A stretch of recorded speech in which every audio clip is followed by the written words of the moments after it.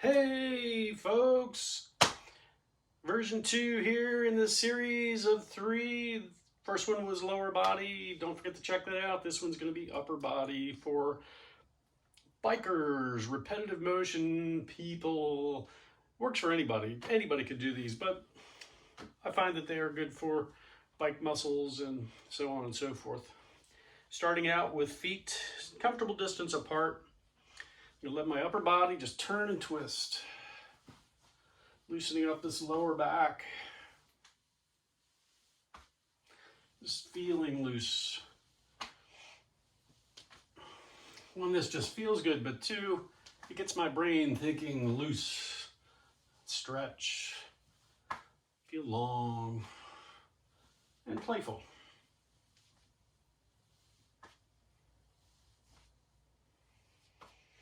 Coming back to center. Inhale, reach your arms overhead. And we're going to interlace our fingertips and then push palms up toward the ceiling. And I'm straightening my elbows.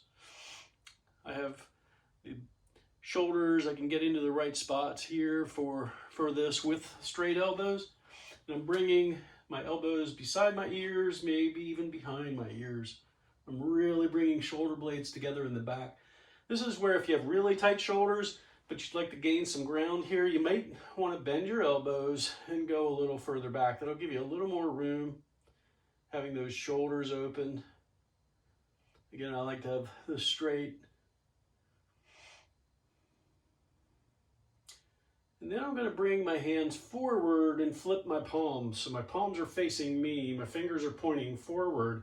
I'm really rounding my shoulders in. I'm pushing elbows nice and straight and letting my chin fall in towards my chest.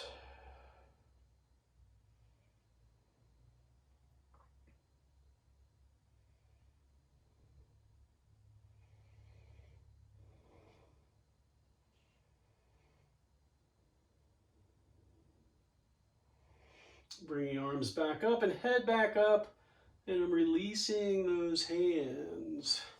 Now I'm going to use, if you have a band, you have a belt, I'm going to use a Muppets necktie given to me by coworkers many years ago. And I'm going to do a similar motion with shoulders and stuff, but I'm going to get rotation here. So I'm holding on to this fairly wide. You can always adjust. You can change and grab it at different spots as you need to. A towel will work, anything. Piece of cloth, stretch band, anything. So I'm taking arms overhead and I'm bringing them back and around. Again, you might need to adjust the width that you're holding onto this band. That was probably max for me. Once my shoulders got to that inflection point, they were having trouble getting through that circular motion. So don't hurt yourself. Just go a little wider on the grab. And I'm coming back.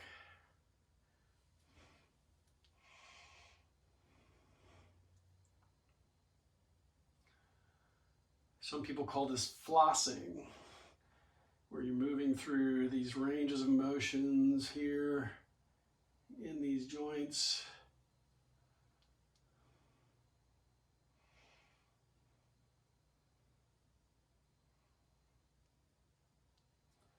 And I'm release. I'm going to let that strap go for now. I'm going to interlace my fingers behind my back, straighten my elbows, and drive my hands toward the floor. And I'm bringing shoulder blades together, opening up this front side body. When you're riding a bike, you're always in this type of a position, slightly hunched, you're getting a rounded shape in your back. Sometimes you can get yourself to go upright if you have the right geometry on a bike, but eventually we're all lazy in that our body will gravitate into this. So opening up this front side body, opening these shoulders, getting that upper body nice and open is really key. The neck stays relaxed here.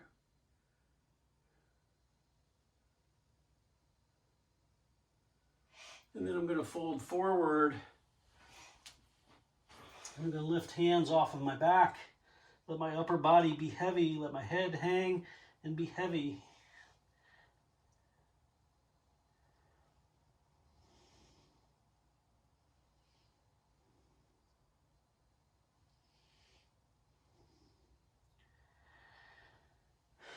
and I'm coming back up and releasing. Now I want to do some neck stretches, a couple of different versions here. I'm going to look all the way to the right. I'm going to turn my head and twist as far as I can get my head to go. I'm getting over there pretty far in line with my shoulder, and then I'm letting my chin fall towards my chest. Sorry, chin fall towards the shoulder.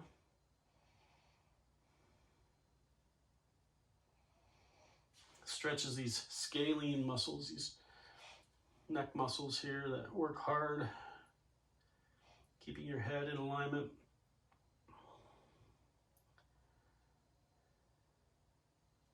And back up over to the other side. And I'm getting this exaggerated turn in my head. And let your chin fall.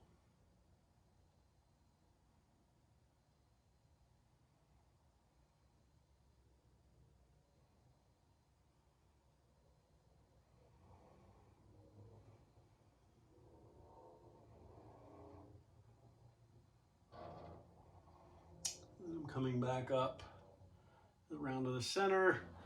And because we put a lot of tension into those neck muscles while we were straining to look to the side and then letting your neck fall, I want to add a little bit of motion here. And I'm not using muscle real hard in any one direction. I'm just getting it started with muscle, but I'm letting my head kind of go around its axis of my neck. Trying to keep it so I feel it as it goes around, but I'm not straining. You always got to be careful with your neck. A lot of strength there. You also have a lot of bone structure. And you don't want to force a joint out of its place. You're trying to help get it back into alignment and out of subluxation. And make sure you go in both directions.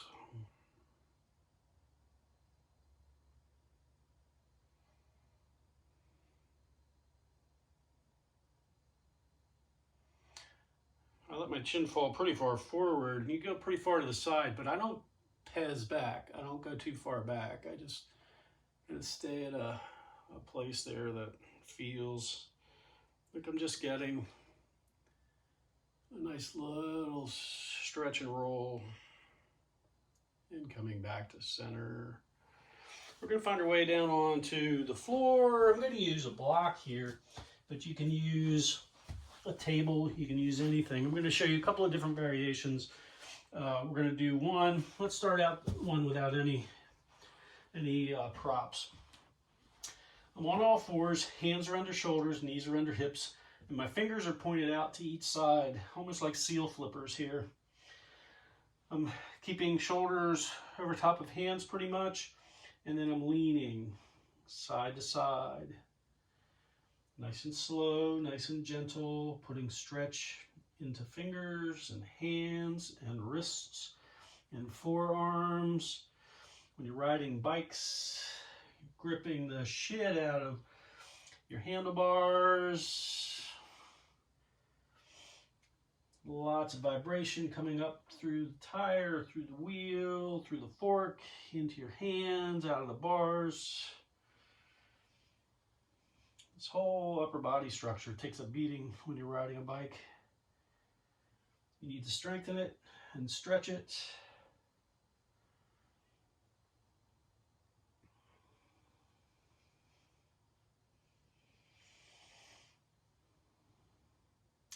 I have arthritis.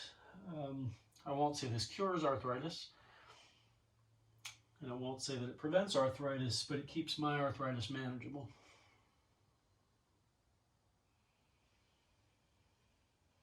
You can even go a little further by turning your fingers towards your knees. Very carefully, very gently. I have a lot of weight hanging out over the front here. My shoulders are pretty far out over my hands. And I'm just setting weight back into my heels just a little bit. Little bits at a time. Nice stretches there. Come back to center, hands come back to neutral. I'm going to turn my palms up. And most of my weight is back on my heels here. I'm not putting a lot of weight on my hands. I'm starting to lean forward just a little. Nice soft elbows, so I'm cushioning the amount of weight that goes into these wrists.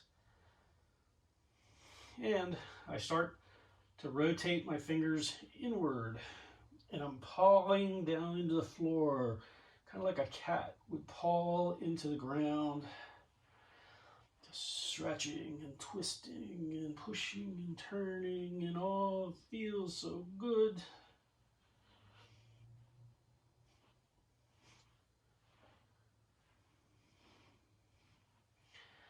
And then coming back to neutral. And if you've done all that version, then I suggest doing some shakeouts.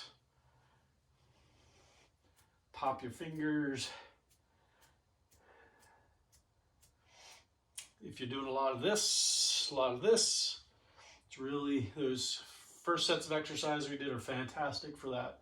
If you consider your head position, when you're doing that is always like this, straining and stretching. It's similar to the bike stretch. You want to make sure that as you're spending a lot of time compressing, that you're extending and expanding.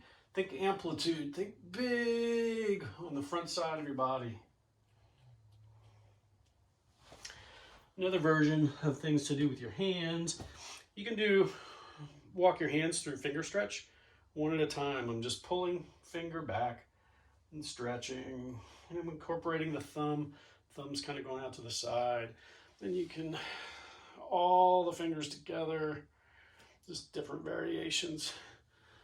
You can also do wrist rolls, interlace fingers, and now I'm just rolling and rolling and rolling and rolling and rolling and rolling and rolling, rolling, rolling, rolling, rolling, rolling. Or you can do your family a solid and make a batch of bread, kneading dough, kneading bread, moving, rolling is a fantastic set of work for your hands, your wrists, your belly, your mouth. Good stuff. So I'm going to use a block here and a tennis ball. Ball is on that block. I'm setting this wrist down here, this hand down here. And so that I don't have to push down with that, I'm going to add the weight here. Like I'm doing maybe chest compressions and CPR, or like I am kneading bread here a little bit with a stiffer, stronger dough. And I'm going a little bit side to side. Oh man, that is amazing what you will feel in doing this. Any kind of ball will work, a softer one, flexible one. I find tennis ball to be almost perfect here for this. And I'm just rolling it just at the edge where my fingers meet my palms, just in that fatty portion right along that line where the palm and the fingers meet. Again, you can roll different spots. There is no bad place to do here. And you can do this on a table. You don't need to do it on a block. You can do it on a chair. You can do it on a desk. You can do it on anything like that. And again, you can do it with a golf ball, literally anything, but it will feel different with a harder ball. You want to be careful with a harder ball too, so you're not inflicting too much discomfort onto any part of you there. And then the other side, again, I'm kind of rolling that till I get to that spot where the fingers meet the palm. I'm putting weight in. Oh man, that feels so good.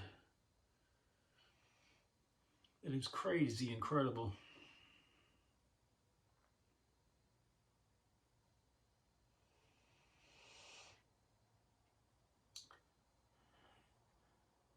And this must have some tendency towards hot spots where you'll get a spot that'll be a little tight or a little sore, but once you roll it once or twice, that kind of goes away.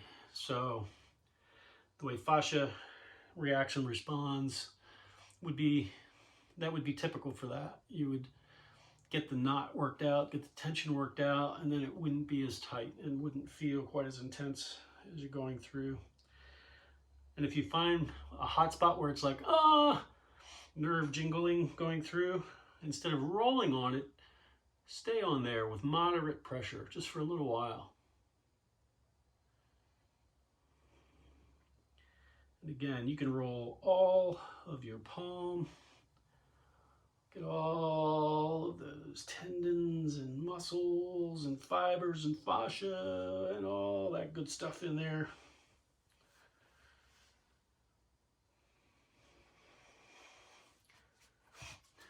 Now your hands are good. Neck, shoulders are pretty good. We still have a couple of more things to do here. We're going to come down onto our bellies. We're going to do some Superman type exercise here. You can rest the cheek. We're going to do one appendage at a time. So I'm resting down here, resting forehead, resting cheek, and I'm raising my right leg.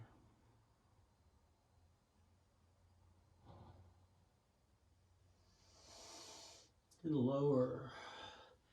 Again, these are hold type exercises. I'm going to do them relatively short here, but you can do these and hold for a long time. Other leg.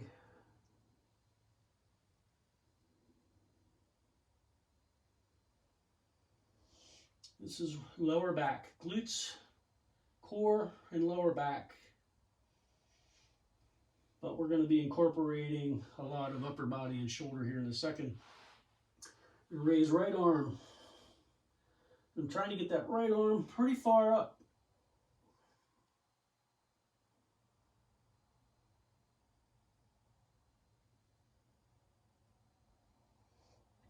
And back down.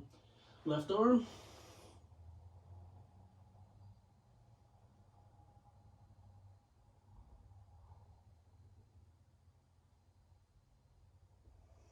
And back down. Now we're going to do Supermans, which are feet are moderately wide, arms are out moderately wide. I'm going to lift chin, chest, arms, legs,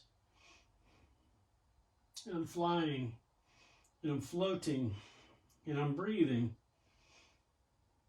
I'm trying to focus on getting my arms a little higher. And come back down.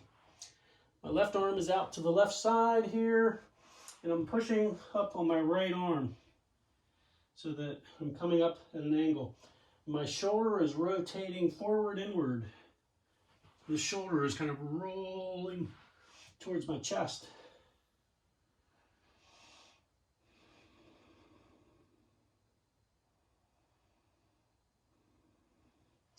Coming back down, I'm going to take my arm up to about 45 degrees.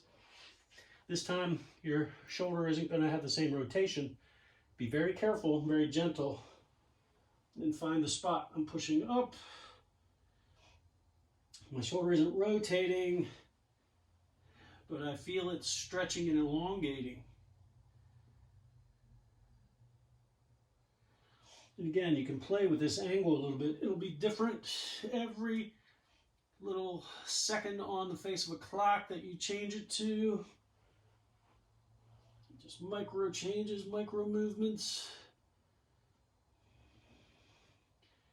Coming back down, and other arm straight out to begin. I like to feel that shoulder rotation forward up here. That feels nice. And coming back, arm at an angle. There'll be spots where you'll feel it in your shoulder, front side shoulder, side, head of your shoulder, back of the shoulder, and other times you'll feel it in your wrists and forearm. I feel this, really feel this in my tricep, bicep, and forearm. Perfect spot right now, getting all of that in that stretch.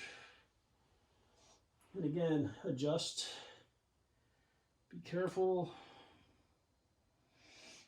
You can move different angles. Again, you're not putting body weight on that shoulder. You're just using this left arm to put that into some tension and feeling the stretch.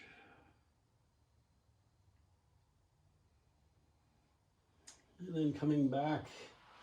Another place that gets a lot of tension and a lot of strain when we're riding bikes are pec muscles, especially out here where they connect along your shoulders. So I'm going to do this here with 2 blocks, and hopefully we'll be able to see this correctly. I might have to move it, but blocks are going to kind of be at an angle like this, and you can do this on the floor if you don't have blocks. I don't have 2 tennis balls, so I got a cat toy and a tennis ball. I'm going to set these down here on those blocks, and I'm going to set my body down into suspension. My head and neck are between the blocks.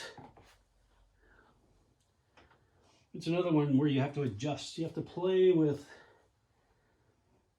where you feel this, and you can move it all around in a bunch of different places there. Oh, that feels really good. This could be nappy time. I'm just letting body weight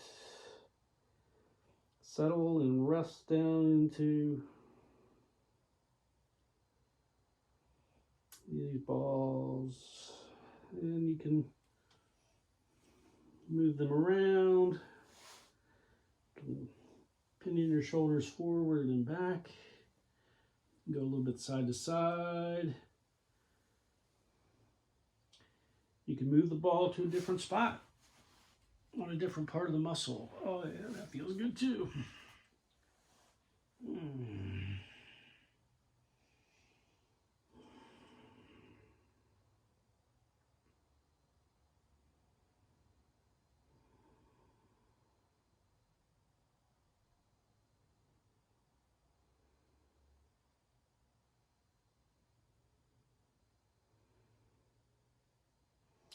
And then when you're ready, just coming up and coming off of the balls and off the blocks. Again, you could do that on the floor. You could do that if you have a foam roller. You could put the foam roller into that spot and roll into that joint. If you don't have a block or a ball and getting into the floor and getting everything down there is problematic, you can do it against a door frame. Use a towel or a wash rag and ball it up, put it into that spot, and lean into a door frame, corner of the door. Arms, you can move that through different ranges, different spots to feel that at different places. Ideally, for me, I get this pinchy feeling here in this top part of this shoulder joint, so that's where I'm trying to target, is close to the insertion where those muscles want to connect in. Well, that took care of what I find to be a lot of my problem spots when I'm bicycling a lot, or if I'm doing a lot of computer, or if I'm just social media and playing around on Facebook and whatever the hell else we do on our super smartphones these days. So just think about what you're doing when you're on a bike. You're kind of hunched over, you're gripping, death grip on those bars a lot of times. You're catching a lot of vibration and things through those. So you build up this whole structure of tension and overuse, repetitive type motion or just absorbing the vibration. So hopefully those will help. Compare those, connect it with the lower body one. It's a good before ride or after ride set of exercises. And then watch for the next set, which will be more core based, back, lower back, mid back twists opening up shoulders with support of a block, and some different things will be in that next video. When you would compile the 3, it's kind of a full body array for warm up or post-activity stretching for any activity you do, but these are really targeted. They really work well for bicyclists. Hope you're all well. Hang in there, get out, ride your bike, enjoy the rest of your day. Namaste.